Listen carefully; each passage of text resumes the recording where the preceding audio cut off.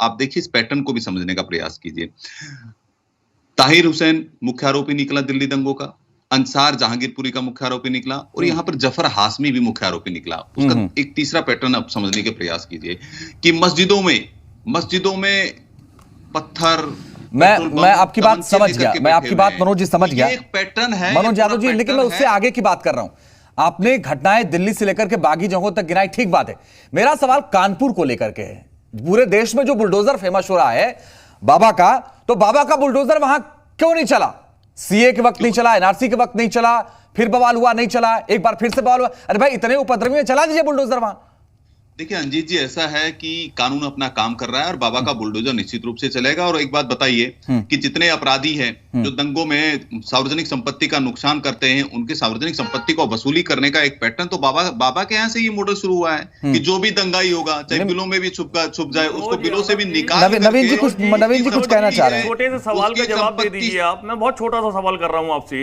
उसकी संपत्ति नवीन दुबे जी समाजवादी पार्टी का पक्ष रख रहे हैं, कुछ बोलना चाह रहे हैं, बोलिए। अंदर जिस तरीके से नफरत फैलाने का कार्य भारतीय जनता पार्टी की प्रवक्ता आपके नूपुर शर्मा जी ने किया, उस पर भारतीय जनता पार्टी ने क्या कार्रवाई की? किसी धर्म संप्रदाय के ऊपर उंगली उठाना और अभद्र टिप्पणी करना, आप लोग हम लोग जो पब्लिक मंचों पर बैठते हैं, टीवी डिबेट्स में बैठते हैं, मैं समझता हूं सोसाइटी और समाज के लिए हम एक रोल मॉडल होते हैं। हमें अपनी भाषा पर नियंत्रण रखना चाहिए। आखिर नूपुर शर्मा पर क्या कार्रवाई की? कब चलेगा बुलडोजर? पहले आप मनोज जी मुझे इस बात का जवाब दे दीजिए, फिर मैं आगे के मुद्दों पर आता हूं कि कानपुर में क्या हुआ, कानपुर में कौन जिम्मेदार है। पीएफआई को अगर बैन नहीं किया है तो आखिर एनआईए कर क्या रही है? भारत की मोदी जी की सरकार कर क्या रही है? क्यों नहीं आप बैन कर पा रहे हैं अगर आपको लगता है कि वो आतंकी गतिविधियों में देश विरोधी?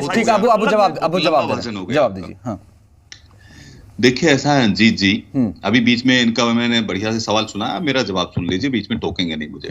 देखिए जैसा कि समाजवादी पार्टी के प्रवक्ता ने कहा कि नूपुर शर्मा पे क्या हुआ, ये हरा चश्मा जो पहन करके बैठे हुए हैं, मुजफ्फरनगर के जब दंगे हुए तो न्यायालय ने कहा कि जो मुआवजा दे रहे हैं उसमें भी आप तुष्टीकरण कर रहे हैं। जो आतंकवादी जिनको सर्वोच्च न्यायालय ने, हाई कोर्ट ने उनको 3 लोगों को फांसी की सजा सुनाई और उम्र कैद की सजा सुनाई, उनको फांसी की सजा माफ करा रहे थे क्योंकि एक विशेष धर्म के लोग थे। नूपुर शर्मा पर बोलिए ना, आप इधर उधर देखिए मैं बात कर रहा हूं, नूपुर शर्मा पे भी आऊंगा। यही है, आप मुद्दे की point two point, I am asking about point two point reply. आप सीधा जवाब क्यों नहीं दे रहे हैं? मैं जवाब दे रहा हूं, आप सुनने को तैयार नहीं है। बताइए।